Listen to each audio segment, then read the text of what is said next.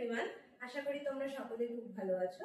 আজকে আমরা obstetrics and গাইনোকোলজির একটা টপিক পড়ব, সেটা হচ্ছে নরমাল লেবার। নরমাল লেবার আমাদের পুরো মিডওয়াইফারিটা যার উপর ডিপেন্ড করে বা যার উপর বেস করে রয়েছে সেটাই হচ্ছে লেবার প্রসেস। এই লেবার প্রসেসের মধ্যে আমরা কখন সেটাকে নরমাল বলবো, কোনটাকে অ্যাবনরমাল বলবো, সেটা আমাদের জানতে হলে ফার্স্টে এই ডেফিনেশনটা ভালো করে পড়তে হবে। নরমাল লেবারের যে ডেফিনেশনটা রয়েছে সেটা কিছু কিছু ভাগ ভাগ করে আমরা পড়বো, যাতে জিনিসটা আমাদের তাড়াতাড়ি মুখস্থ হয় আর বুঝতেও সুবিধা হয়। তাহলে ডেফিনেশনটা যদি আমরা দেখি, ফার্স্টে দেখবো কি লেখা, দেখো series of events that take place in the genital organ. কি অনেকগুলো সিরিজ হয়, অনেকগুলো ইভেন্টের সিরিজ কোথায় হচ্ছে, জেনিটাল অর্গান যে রয়েছে সেখানে সিরিজ অফ ইভেন্ট হচ্ছে, অনেকগুলো ইভেন্ট একসাথে হচ্ছে। কিসের জন্য? In an effort to expel the viable products of conception. মা যে কনসিভ করলো, কনসিভ করার পর যে ভায়াবল প্রোডাক্টসটা তৈরি হলো মায়ের উম্বের ভেতর, সেটা ফিটাস হতে পারে কিংবা প্লাসেন্টা রয়েছে, সেই প্লাসেন্টা তার সাথে যে অ্যামনিওটিক ফ্লুইড রয়েছে সেটা, সেই সমস্তটাই কিন্তু ভায়াবল প্রোডাক্ট। এই যে ভায়াবল প্রোডাক্টটা কোথায় রয়েছে, অফ দ্য উম, এই যে পুরো কনসিভের পর যে ভায়াবল প্রোডাক্টটা উম্বের মধ্যে তৈরি হলো, সেটাকে আমরা কি করব, উম থেকে আউট করব, out of the womb through the vagina দিয়ে পুরো ভায়াবল প্রোডাক্ট যেগুলো রয়েছে সেগুলো আমরা ভাজাইনা দিয়ে বার করব কোথায়, ইনটু দা আউটার ওয়ার্ল্ড, বাইরের যে ওয়ার্ল্ড রয়েছে সেখানে বার করতে হবে। এই যে পুরো গোটা প্রসেসটা, এটাকে আমরা বলে থাকি লেবার। বুঝে গেল? তাহলে যখন আমরা পড়বো ডেফিনেশনটা একটু ভেঙে ভেঙে পড়বো। ফার্স্টে বললাম series of events that takes place in the genital organ. কোথায় হচ্ছে? জেনিটাল অর্গানে একটা সিরিজ অফ ইভেন্ট হচ্ছে। কিসের জন্য? না, in an effort to expel out the viable products of conception. কিসের জন্য হচ্ছে? এই যে আমাদের যে কনসেপশনের জন্য যে ভায়াবল প্রোডাক্টস গুলো তৈরি হচ্ছে সেটাকে বার করার জন্য। কোথা থেকে বার করবে? আউট অফ দা উম থেকে বার করবে। কি দিয়ে বার করবে? না, থ্রু দা ভাজাইনা দিয়ে বার করবে। কোথায় বার করবে? না, ইনটু দা আউটার ওয়ার্ল্ড। ঠিক আছে? এইভাবে ভেঙে ভেঙে পড়লে দেখবে জিনিসটা তাড়াতাড়ি বুঝতে সুবিধা হবে আর মুখস্থ হয়ে যাবে। এই পুরো প্রসেসটাকে আমরা বলছি লেবার। এই যে লেবার পড়লাম, লেবার মেনলি দুটো টাইপের হয়ে থাকে। কি কি? একটা হচ্ছে নরমাল লেবার, নরমাল, আর একটা হচ্ছে অ্যাবনরমাল লেবার। ঠিক আছে? তাহলে লেবারের আমরা কটা টাইপস করলাম? লেবারের দুটো টাইপস, একটা হচ্ছে নরমাল, একটা হচ্ছে অ্যাবনরমাল লেবার। এবার এই নরমাল লেবারের আরেকটা নাম হচ্ছে ইউটোসিয়া, আর অ্যাবনরমাল লেবারকে আমরা কি বলে থাকি? ডিস্টোসিয়া। এই টার্মগুলো কিন্তু মনে রাখবে, এই টার্ম দিয়েও এক্সামে অনেক সময় কোশ্চেন আসতে পারে। কিন্তু এই লেবার যে নরমাল হবে কখন, অ্যাবনরমাল হবে কখন, সেটা আমাদের বুঝতে গেলে কিছু কিছু কন্ডিশনস আছে যে কখন আমরা লেবারকে নরমাল বলবো। সেই কন্ডিশনগুলো ফুলফিল করলে লেবার নরমাল হয়। তাহলে এই লেবারকে নরমাল হওয়ার জন্য কিছু কিছু ক্রাইটেরিয়া ফুলফিল করতে হয়। সেই ক্রাইটেরিয়া গুলোর মধ্যে ফার্স্ট যে ক্রাইটেরিয়া সেটা হচ্ছে কি, না স্পন্টেনিয়াস ইন অনসেট, অর্থাৎ কি স্পন্টেনিয়াস হতে হবে লেবারকে নিজে থেকে শুরু হতে হবে। কখন শুরু হবে? আমাদের যে প্রেগন্যান্সি পিরিয়ড রয়েছে সেই পিরিয়ড শেষ হওয়া, মানে প্রেগন্যান্সি পিরিয়ডের time duration after pregnancy period 37 থেকে 42 উইকস এর মধ্যে আমাদের কি করতে হতে হবে, না যে ভায়াবল প্রোডাক্টস রয়েছে সেটাকে ডেলিভারি করতে হবে। আর সেটা ডেলিভারি হওয়ার জন্য সেটা যে লেবার পেইনটা রয়েছে সেটা নিজে থেকে হবে, নিজে থেকে তৈরি হবে ভেতর থেকে। আমরা কোনোভাবে বাইরে থেকে সেটাকে অগমেন্ট বা ইনডিউস করবো না। তাহলে কি লেবার পেইনটাকে বা লেবারটাকে নিজে থেকে ভেতর থেকে আসতে হবে কত সপ্তাহের মধ্যে, না প্রেগন্যান্সি 37 থেকে 42 সপ্তাহের মধ্যে লেবারটাকে নিজে থেকে আসতে হবে। যদি তার আগে চলে আসে সেটা নরমাল লেবার কাউন্ট হবে না, সেটা প্রিটার্ম লেবার হয়ে যাবে। আর যদি 42 সপ্তাহের পরে হয় সেটাও কিন্তু নরমাল লেবার হিসেবে গণ্য হবে না, সেটা হবে পোস্টার লেবার। তাহলে বোঝা গেল ফার্স্ট কি ক্রাইটেরিয়া ফুলফিল করতে হবে, না আমাদের যে লেবারটা রয়েছে সেটাকে নিজে থেকে স্পন্টেনিয়াসলি আসতে হবে। নেক্সট যে ক্রাইটেরিয়া তার সেটা কি, সেটা না হচ্ছে ভার্টেক্সকে প্রেজেন্টিং পার্ট হিসেবে থাকতে হবে। প্রেজেন্টেশন বা প্রেজেন্টিং পার্ট সম্পর্কে তার জন্য আমাদেরকে আগে একটু জানতে হবে। প্রেজেন্টেশন কি, যে অংশটা আমাদের ইউট্রাসের যে লোয়ার সেগমেন্ট সেটাকে যে অকুপাই করে থাকে সেই অংশটাকে আমরা বলি প্রেজেন্টেশন। মানে আমরা যে ইউট্রাস পড়েছিলাম সেটা এরকম ছিল, ইউট্রাসের যে লোয়ার সেগমেন্টটা হয় সেই লোয়ার সেগমেন্টটাকে যেই অংশটা অকুপাই করে থাকে সেটাকে আমরা বলি প্রেজেন্টেশন। বেশিরভাগ ক্ষেত্রে কি হয়, ধরো হেডটা আমাদের নিচে, ফিটাসের যে হেডটা সেটা নিচের দিকে থাকে, আর ফিটাসের এই এক্সট্রিমিটিস বা ব্যাক পোর্শনটা সেটা উপরের দিকে থাকে। এই যে প্রেজেন্টেশনটা, এটাকে আমরা বলি সেফালিক প্রেজেন্টেশন। সেফালিক প্রেজেন্টেশন এটা ইন জেনারেল 94% হয়ে থাকে, ঠিক আছে? 94% প্রেজেন্টেশন সেফালিক হয়ে থাকে। এবার এই সেফালিক প্রেজেন্টেশনে তিনটে প্রেজেন্টিং পার্ট হয়। দ্য মোস্ট জেনারেল কি প্রেজেন্টিং পার্ট, সেটা হচ্ছে ভার্টেক্স, যেটা আমরা এখানে পড়বো। ভার্টেক্স হতে পারে, তাছাড়া কি হতে পারে, তাছাড়া ফেস হতে পারে বা ব্রো হতে পারে। তাহলে ভার্টেক্স প্রেজেন্টিং পার্ট কখন হবে? ধরো ভার্টেক্স অঞ্চল কোনটাকে বলে, বা ফিটাসের, আমরা যদি একটা ফিটাল স্কাল দেখি, ফিটাল স্কালের অ্যান্টেরিয়র ফ্রন্টালেল থেকে পস্টেরিয়র ফ্রন্টালেল অবধি যে অংশটা, মানে এই এখান থেকে এতদূর অবধি, যে অ্যান্টেরিয়র ফ্রন্টালেল থেকে পস্টেরিয়র মানে ব্রেগমা থেকে ল্যাম্ডা অবধি যে অংশটা, সেই অংশটাকে আমরা বলি ভার্টেক্স, ঠিক আছে? তারপর এই যে অ্যান্টেরিয়র ফ্রন্টালেল থেকে গ্ল্যাবেলা অবধি এই যে এতটা অংশটা, এই অংশটাকে বলা হয় হচ্ছে ব্রো। আর গ্ল্যাবেলা থেকে আপ টু যে আমাদের অক্সিপুট আছে, সেই অক্সিপুটের ফিটাল হেডের গ্ল্যাবেলা থেকে অক্সিপুট পর্যন্ত যে অংশটা, সেটাকে বলা হয় ফেস। দেখবে তোমাদের বইতে একটা সুন্দর ছবি আছে ফিটাল স্কালে, সেখানে এই জিনিসটা খুব ভালো করে দেওয়া থাকবে। তাহলে এই জিনিসটা কিরকম হবে, ধরো বাচ্চার, এটা ডিপেন্ড করে বাচ্চা কোন প্রেজেন্টিং পার্ট হবে, সেটা ডিপেন্ড করে বাচ্চার হেডের ফ্লেকশনের মধ্যে, ফ্লেকশনের উপর। ফ্লেকশন মানে কি? ফ্লেকশন মানে বাচ্চার ঘাড়, ফিটাসের ঘাড় কতটা নিচু থাকবে, কতটা এই চিনটা কতটা আমাদের বুকতে ছুঁয়ে থাকছে, সেটাই হচ্ছে ফ্লেকশন। ধরো যদি এরকম একদম ফুল ফ্লেকশনে থাকে, ফিটাসের হেডটা ফুল ফ্লেকশন হলে যেটা প্রেজেন্টিং পার্ট হয়, সেটা হচ্ছে ভার্টেক্স এরিয়াটা হয়। এবার যদি হাফ ফ্লেকশন থাকে, হাফ ফ্লেকশন হলে প্রেজেন্টিং পার্ট কোনটা হবে? তখন হবে ব্রো। আর যদি কোনো ফ্লেকশনই না থাকে, তাহলে কি পুরোটাই যদি এক্সটেন্ডেড থাকে নেকটা, তাহলে কি হবে? তাহলে প্রেজেন্টিং পার্ট হবে ফেস। তাহলে এই পুরোটার উপর ডিপেন্ড করছে ফিটাল হেডের ফ্লেকশন কতটা, তার উপর ডিপেন্ড করছে যে প্রেজেন্টিং পার্ট কোনটা হবে, ভার্টেক্স হবে, ফেস হবে, নাকি ব্রো হবে। বুঝা গেল? এবার আমাদের যে নরমাল লেবার, সেই নরমাল লেবারের কি প্রেজেন্টিং পার্ট হতে হবে? প্রেজেন্টিং পার্ট হতে হবে ভার্টেক্স। অর্থাৎ কি, বাচ্চার হেডটা পুরো ফুল ফ্লেকশনে থাকতে হবে, পুরো চিনটা যেটা, সেটা একদম আমাদের যে চেস্ট আছে সেটাকে টাচ করতে হবে, তাহলে কিন্তু প্রেজেন্টিং পার্ট ভার্টেক্স হবে। আর যদি ভার্টেক্স না থাকে, তখন সেটাকে আমরা নরমাল লেবার বলতে পারবো না। শুধুমাত্র ইন কেস অফ সেফালিক প্রেজেন্টেশনের ভার্টেক্স যদি প্রেজেন্টিং পার্ট হয়, তখনই আমরা সেটাকে নরমাল লেবার হিসেবে গণ্য করতে পারবো। নরমাল লেবারের জন্য আমাদের যে নেক্সট ক্রাইটেরিয়াটা রয়েছে, সেটা হচ্ছে নো প্রলংগেশন বা উইদাউট আনডিউ প্রলংগেশন। প্রলংগেশন অর্থাৎ কি, যে আমাদের প্রত্যেক লেবারের জন্য যে টাইম পিরিয়ডটা ফিক্সড রয়েছে, প্রত্যেকটা স্টেজ অফ লেবারের জন্য একটা নির্দিষ্ট টাইম পিরিয়ড ফিক্সড রয়েছে, সেই টাইম পিরিয়ডের কম বা বেশি হলে সেটাকে কিন্তু আমরা নরমাল হিসেবে ধরবো না, ঠিক আছে? তো প্রত্যেকটা স্টেজ অফ লেবারের মধ্যে কি কি টাইম পিরিয়ড রয়েছে সেটা একবার দেখে নিই। দেখো, লেবারের মেইনলি তিনটে স্টেজ হয়, এগুলো আমরা পরে আরো ডিটেলসে পড়বো, তাও একটা জিস্ট বলে রাখি। লেবারের তিনটে স্টেজের মধ্যে তিনটে লেবারটাকে আমরা, ধরো পুরো যদি লেবার প্রসেস হয়, লেবার প্রসেসের মধ্যে ফার্স্ট হচ্ছে যে ট্রু লেবার পেন থেকে শুরু করে up to full dilation of the cervix. Full dilation of cervix মানে যখন থেকে ট্রু লেবার পেন ব্যথাটা শুরু হচ্ছে, কতক্ষণ অবধি না? Full dilation of the cervix. সার্ভিক্সের ডাইলেশন যতক্ষণ না 10 সেন্টিমিটার অবধি হচ্ছে, এই যে টাইম পিরিয়ডটা, এটাকে আমরা বলে থাকি ফার্স্ট স্টেজ অফ লেবার। ঠিক আছে, বোঝা গেল এটা ফার্স্ট স্টেজ। নেক্সট কি? সেকেন্ড স্টেজ কি? Full dilation of the cervix থেকে up to expulsion of the foetus. Expulsion of foetus মানে এই সার্ভিক্সের ফুল ডাইলেশন হয়ে গেল, 10 সেন্টিমিটার হয়ে গেল, তখন থেকে যতক্ষণ না ফিটাসটা বেরোচ্ছে, সেই যে টাইম পিরিয়ডটা, এই টাইম পিরিয়ডটাকে আমরা বলি সেকেন্ড স্টেজ অফ লেবার। আর লাস্ট কি? এই এক্সপালশন অফ ফিটাসের এক্সপালশন থেকে up to expulsion of placenta আর membrane. Expulsion of placenta and membrane.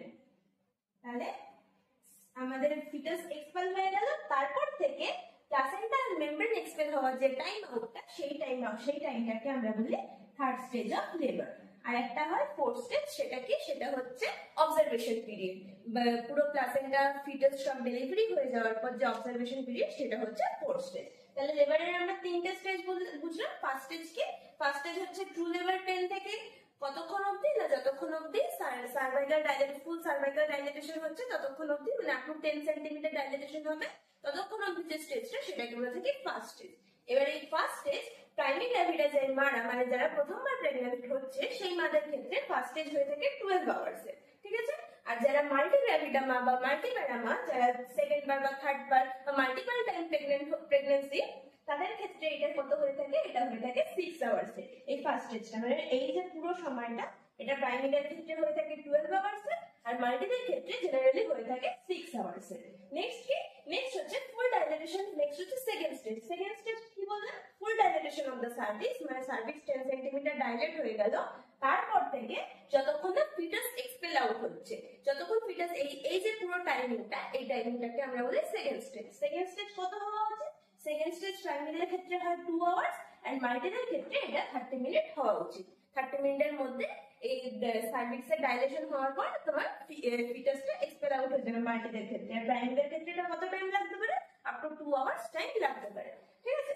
R last কি থার্ড স্টেজ, থার্ড স্টেজ হচ্ছে expulsion of foetus. Foetus expel out হয়ে গেল, তারপর আমাদের কি এক্সপেল আউট হতে হবে, প্লাসেন্টা আর যে মেমব্রেন রয়েছে ফিটাল মেমব্রেন গুলো সেটাকে এক্সপেল আউট হতে হবে। সেটা হচ্ছে আমাদের থার্ড স্টেজ। সেটা কতক্ষণের মধ্যে হতে হবে, প্রাইমারিদের ক্ষেত্রেও 15 মিনিটের মধ্যে, মাল্টিদের ক্ষেত্রেও সেই টাইমটা 15 মিনিটের মধ্যে হতে হবে। এবার এই টাইম বাদে যদি এর থেকে বেশি দেরি হয়, ধরো কোনো মায়ের ডেলিভারি হতে মোটামুটি বা তোমার ট্রু লেবার পেন থেকে সার্ভাইকাল ডাইলেটেশন হতে 10 সেন্টিমিটার ডাইলেটেশন হতে প্রাইমারি মায়ের নর্মাল হওয়ার কথা 12 আওয়ার্স, তার থেকে বেশি সময় লাগে, ধরো 13 আওয়ার্স বা 14 আওয়ার্স হচ্ছে, মায়ের তাও কিনা ফুল ডাইলেটেশন হচ্ছে না। এই যদি এখানে টাইম পিরিয়ডটা বেশি চলে যায় তখন কিন্তু সেটাকে আর নর্মাল লেবার বলা যাবে না, কারণ কি আমাদের যে নর্মাল যে টাইমিংটা রয়েছে সেই টাইমিং এর থেকে টাইমিং বেশি হয়ে যাচ্ছে। তখন কি করতে হয়, তখন ইনডিউস করতে হয় লেবারকে বা অগমেন্টেড করতে হয় অক্সিটোসিন দিয়ে, তো সেটা কিন্তু নর্মাল লেবার হিসেবে ধরা যাবে না। তার জন্য আমাদের এই টাইমিংটা কিন্তু মনে রাখা খুব দরকার। এই টাইমিং এরপর যে ক্রাইটেরিয়া সেটা কি, সেটা যে আমাদের বেবি ডেলিভারি হয়ে গেল, ফিটাসটা এক্সপেল আউট হয়ে গেল, সেই এক্সপেল আউটের পরে তাদের মা বা বেবির কোনো যেন কমপ্লিকেশন না হয় সেটাও কিন্তু আমাদের দেখতে হবে। অর্থাৎ কি, নেক্সট পয়েন্টে আমরা বলবো without having any complication affecting the health of the mother and of the baby, মানে ডেলিভারি হয়ে যাওয়ার পরে মা বা বাচ্চার কোনো রকম যেন কোনো কমপ্লিকেশন না দেখা যায়। যদি কোনো কমপ্লিকেশন দেখা যায় তাহলে কিন্তু সেটা নর্মাল লেবার হিসেবে ধরা যাবে না। যেমন ধরো কোনো মায়ের ডেলিভারি হয়ে গেল, ডেলিভারি হয়ে যাওয়ার পরে মায়ের প্রচুর ব্লিডিং হচ্ছে, মায়ের পিপিএইচ দেখা গেল, তো সেই ক্ষেত্রে কিন্তু সেটা নর্মাল হবে না, কারণ কি সেটা মায়ের কমপ্লিকেশন, মায়ের একটা কমপ্লিকেশন রয়েছে। বা ধরো বাচ্চার ক্ষেত্রে কি, ধরো বাচ্চাটা ডেলিভারি ভালোভাবে ডেলিভারি হয়ে গেল, সবকিছু এক্সপেল আউট হয়ে গেল, প্লাসেন্টা বেরিয়ে গেল, কিন্তু দেখা যাচ্ছে যে যখন বাচ্চার আবগাস স্কোর চেক করা হচ্ছে আবগাস স্কোর কিন্তু লো আসছে, তখন কিন্তু সেটা বাচ্চার ক্ষেত্রে কমপ্লিকেশন সৃষ্টি করবে, সেটা কিন্তু আমাদের নর্মাল ডেলিভারির মধ্যে ধরা যাবে না। বুঝা গেল? নর্মাল লেবারের লাস্ট যে ক্রাইটেরিয়া সেটা কি, সেটা হচ্ছে natural termination with minimal aids. মানে কি, এই যে পুরো লেবার প্রসেসটা তোমার পুরো যে first stage, second stage, third stage পুরো যে প্রসেসটা, এটা কি হতে হবে, ন্যাচারালি হতে হবে। আমরা বাইরে থেকে কোনো রকম কোনো হেল্প বা কোনো রকম কোনো এক্সট্রা এডস দিয়ে সেই জিনিসটা যদি করে থাকি সেটা কিন্তু নর্মাল হিসেবে গণ্য হবে না। ধরো অনেক সময় হয়ে থাকে কি বেবি ডেলিভারি হচ্ছে না, তার জন্য ভেন্টোস ইউজ করা হয় বা ফরসেপ ডেলিভারি করা হয়, তো সেক্ষেত্রে কিন্তু সেটা নর্মাল হিসেবে ধরা হবে না, সেটা কিন্তু আমার অ্যাবনর্মাল লেবারের মধ্যে পড়ে যাবে। তাহলে কি, লেবার নর্মাল হতে গেলে যে নর্মালি যে কন্ডিশন, নর্মালি ফিটাস বা প্লাসেন্টা আছে সেটাকে নর্মালি ডেলিভার হতে হবে। যদি আমরা কোনো বাইরে থেকে এক্সট্রা সাপোর্টিভ কোনো এডস দিই সেটা কিন্তু নর্মাল হিসেবে ধরা হবে না। তাহলে লেবার নর্মাল হওয়ার জন্য আমরা 5টা ক্রাইটেরিয়া করলাম। কি কি ক্রাইটেরিয়া গুলো? ফার্স্ট হচ্ছে স্পন্টেনিয়াস অনসেট, লেবার যেটা আছে সেটাকে নিজে থেকে শুরু হতে হবে। কখন শুরু হবে? একটা 37 থেকে 40 উইকস এর মধ্যে লেবারটাকে নিজে থেকে স্পন্টেনিয়াসলি শুরু হতে হবে। নেক্সট হচ্ছে ভার্টেক্স প্রেজেন্টেশন, বাচ্চার যে ফিটাসের যে প্রেজেন্টিং পার্টটা রয়েছে সেটাকে কি ভার্টেক্স হিসেবে থাকতে হবে। অন্য ফেস বা ব্রো থাকলে সেটা কিন্তু হবে না, সেটা নর্মাল লেবার হিসেবে কাউন্ট হবে না। নেক্সট হচ্ছে নো প্রলঙ্গেশন, আমরা যে টাইম পিরিয়ডটা পড়েছি সে প্রাইমারি মায়ের ক্ষেত্রে হোক কিংবা মাল্টি মায়ের ক্ষেত্রে হোক, সেই টাইম পিরিয়ডের মধ্যে কিন্তু লেবারটাকে কমপ্লিট হতে হবে। পুরো যে 3টে লেবারের স্টেজ রয়েছে সেই প্রত্যেকটা স্টেজকে সেই টাইম পিরিয়ডের মধ্যে কমপ্লিট হতে হবে। যদি দেরি হয়ে যায়, সেই যদি প্রলঙ্গিং টাইম লাগে, তাহলে কিন্তু সেটা নর্মাল হিসেবে কাউন্ট হবে না। Fourth হচ্ছে without having any complication affecting the health of the mother and or the baby।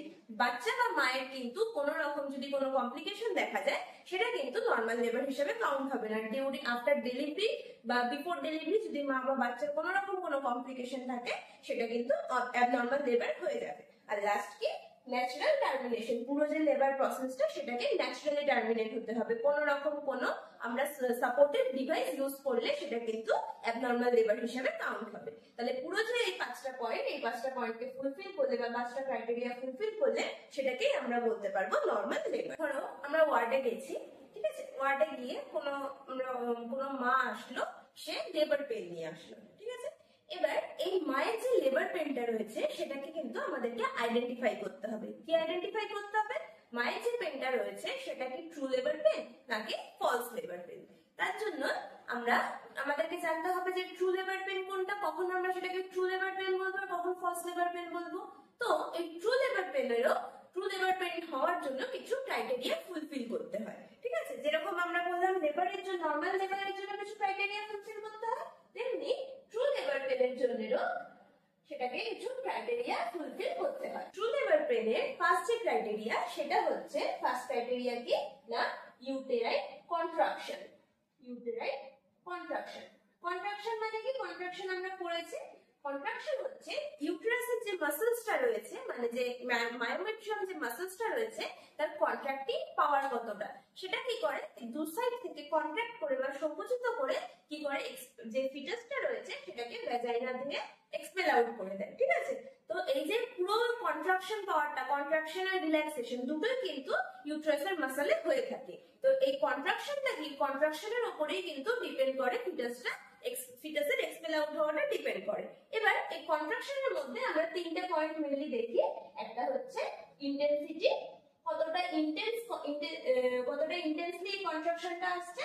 Next হচ্ছে ফ্রিকোয়েন্সি, ফ্রিকোয়েন্সি কি, কতটা ফ্রিকোয়েন্টলি এই কন্ট্রাকশন আসছে। আর নেক্সট হচ্ছে ডিউরেশন, মানে এই যে কন্ট্রাকশন আসছে সেই কন্ট্রাকশনটা কতটা টাইমিং এর জন্য, কতটা টাইম পিরিয়ডের জন্য থাকছে, সেটা হচ্ছে এই ইউট্রাইন কন্ট্রাকশনের ডিউরেশন। ইউট্রাইন কন্ট্রাকশনের মধ্যে ফার্স্ট আমরা কি করব, ফার্স্ট করব হচ্ছে ইন্টেন্সিটি, মানে এই যে আমাদের কন্ট্রাকশনটা আসছে এটা কতটা ইন্টেন্স। ইন্টেন্স কথার অর্থ কি, ধরো যে amount of systole in the contraction, কতটা অ্যামাউন্ট অফ প্রেসার ক্রিয়েট হচ্ছে। এই যে কন্ট্রাকশনটা চলছে, কন্ট্রাকশনের সময় আমাদের ইউট্রাইন প্রেসার কতটা হচ্ছে সেটাকেই আমরা বলি ইন্টেন্সিটি। ফার্স্ট স্টেজের সময় কি হয়, এই প্রেসারটা mainly 60 to 80 mm of Hg এর মধ্যে হয়ে থাকে। কিন্তু যখন লেবার প্রোগ্রেস করছে, তখন ধরো সেকেন্ড স্টেজ এন্ড থার্ড স্টেজে গিয়ে কিন্তু এই যে ইউট্রাইন কন্ট্রাকশনের ইন্টেন্সিটিটা, মানে যে প্রেসার অফ দ্য ইউট্রাস, সেটা কিন্তু আস্তে আস্তে বৃদ্ধি পাচ্ছে। বৃদ্ধি পাচ্ছে বলতে 82, ফার্স্টে ছিল আমার 60 to 80 ছিল, এবার এখান থেকে আস্তে আস্তে 100, 120 এরকম অ্যামাউন্ট অফ প্রেসার কিন্তু ইউট্রাসের মধ্যে ক্রিয়েট হচ্ছে। নেক্সট হচ্ছে ফ্রিকোয়েন্সি। ফ্রিকোয়েন্সি কথার অর্থ কি, অর্থাৎ হচ্ছে কতটা টাইম পর পর আমার কন্ট্রাকশনটা আসছে। ধরো ফার্স্ট স্টেজ অফ লেবারের ক্ষেত্রে, ধরো প্রথম দিকে কি আসছিল, প্রথম 15 মিনিটে একটা কি দুটো কন্ট্রাকশন আসছিল, ঠিক আছে। এবার যখন লেবার আমার প্রোগ্রেস করছে, ধরো সেকেন্ড স্টেজে ঢুকছে বা লেবার যখন প্রোগ্রেস করছে, অর্থাৎ ইন্টেন্সিটি যখন বাড়ছে, তখন দেখা যাচ্ছে ফ্রিকোয়েন্সিও তার সাথে বাড়ছে। মানে যেটা আমার 15 মিনিটে একটা কন্ট্রাকশন আসছিল, সেখানে গিয়ে দেখা যাচ্ছে কি 2 কি 3 মিনিটের মধ্যে একটা বা দুটো কন্ট্রাকশন আসছে, ঠিক আছে। মানে কি টাইম পিরিয়ডে কম, টাইম পিরিয়ডের মধ্যে বেশি কন্ট্রাকশন আসছে। এই ফ্রিকোয়েন্সি কি হয়, কন্ট্রাকশনের বাড়ে। যখন আমাদের লেবার প্রোগ্রেস করে, ফ্রিকোয়েন্সি ইউট্রাইন কন্ট্রাকশনের যে ফ্রিকোয়েন্সিটা, সেটা কিন্তু আস্তে আস্তে বাড়তে থাকে। তাহলে ইন্টেন্সিটিও যেমন আমার ইনক্রিজ করে, তার সাথে সাথে কি আমাদের যে ইউট্রাইন কন্ট্রাকশনের ফ্রিকোয়েন্সি, সেটাও কিন্তু ইনক্রিজ করবে। আর লাস্ট হচ্ছে ডিউরেশন। এই যে কন্ট্রাকশনটা কতক্ষণ ধরে থাকছে, সেটাই হচ্ছে তার ডিউরেশন। প্রথম থেকে ধরো কন্ট্রাকশনটা থাকছে 10 থেকে 15 সেকেন্ড অব্দি স্টে করছে, কিন্তু যত আমার লেবার প্রোগ্রেস হচ্ছে, লেবার প্রোগ্রেশনের সাথে সাথে কিন্তু ডিউরেশন, কন্ট্রাকশনের ডিউরেশনটা কিন্তু বেড়ে যায়। মানে ধরো প্রথমে 30 সেকেন্ড অবধি, 15 to 30 সেকেন্ড অবধি একটা কন্ট্রাকশন থাকলো, তারপর যখন আমরা আবার দেখবো কিছুক্ষণ, কয়েক ঘন্টা পর আবার চেক করবো, তখন দেখা গেল যে 30 থেকে 60 সেকেন্ড অবধি সেই একটা কন্ট্রাকশন থাকছে। তারপরে যখন আবার দেখবো যত লেবার প্রোগ্রেস হবে, যত টাইমটা এগোবে, তত কি হয় যে কন্ট্রাকশনের যে টাইমিংটা সেটা কিন্তু বাড়তে থাকে। লাস্ট অব্দি আপ টু 1 মিনিট থেকে আপ টু 1.5 মিনিট, মানে 1 থেকে 1.5 মিনিট অব্দিও কিন্তু একটা কন্ট্রাকশনের ডিউরেশন থাকতে পারে। তাহলে কি এই ইন্টেন্সিটি ফ্রিকোয়েন্সি বাড়ার সাথে সাথে কি আমাদের যে কন্ট্রাকশনের ডিউরেশন সেটাও কিন্তু যখন লেবার প্রোগ্রেস হয়, সেই লেবার প্রোগ্রেসের সময় কিন্তু ডিউরেশনও এর সাথে ইনক্রিজ হতে থাকে। ট্রু লেবার পেনের নেক্সট যে ক্রাইটেরিয়া সেটা কি হতে হবে না, যে progressive effacement and dilatation of the cervix. এখানে আমরা দুটো টার্ম বললাম, কি কি? একটা হচ্ছে ইফেসমেন্ট আর একটা হচ্ছে ডাইলেটেশন। ডাইলেটেশন কথার অর্থ কি? অর্থাৎ যে ডাইলেট, আমাদের যে সার্ভাইকাল ক্যানাল রয়েছে সেটা ডাইলেট হয়ে যাওয়া বা খুলে যাওয়া। সার্ভাইকাল যে ক্যানাল রয়েছে বা পর্দা রয়েছে সেটা খুলে যাবে, ঠিক আছে? কি আমাদের থ্রু আউট দা প্রেগন্যান্সি কি থাকে, আমাদের যে সার্ভিক্সের ক্যানালটা থাকে, সার্ভাইকাল ক্যানালটা থাকে, সেটা কিন্তু ব্লক থাকে। কিন্তু যখন আমাদের লেবার প্রোগ্রেস হয়, 37 উইকস, আমার 36 উইকস পাস হয়ে 37 উইকস এ পড়লো, লেবার যখন এক টার্ন চলে আসলো, তখন কি হয়, এই সার্ভাইকাল ক্যানাল আস্তে আস্তে ওপেন হতে শুরু করে বা ডাইলেট হতে শুরু করে, ঠিক আছে? এই হলো সার্ভাইকাল ক্যানালের ডাইলেটেশন। আর নেক্সট কি? নেক্সট হচ্ছে ইফেসমেন্ট। ইফেসমেন্ট মানে কি? ইফেসমেন্ট মানে হচ্ছে taking up of the cervix. মানে হচ্ছে ধরো আমাদের সার্ভাইকাল ক্যানালের লেন্থ যদি এতটা থাকে থ্রু আউট দা প্রেগন্যান্সি, ওটা কিন্তু আস্তে আস্তে শর্ট হতে থাকে। শর্ট হয়ে কি হয়, ইসথমাসের সাথে একবারে লেগে যায়। এই যে পুরো যে ডাইলেটেড, এই যে ক্যানালটা, যে বড় ক্যানালটা ছিল, এটা কিন্তু আস্তে আস্তে শর্ট হয়ে যাবে।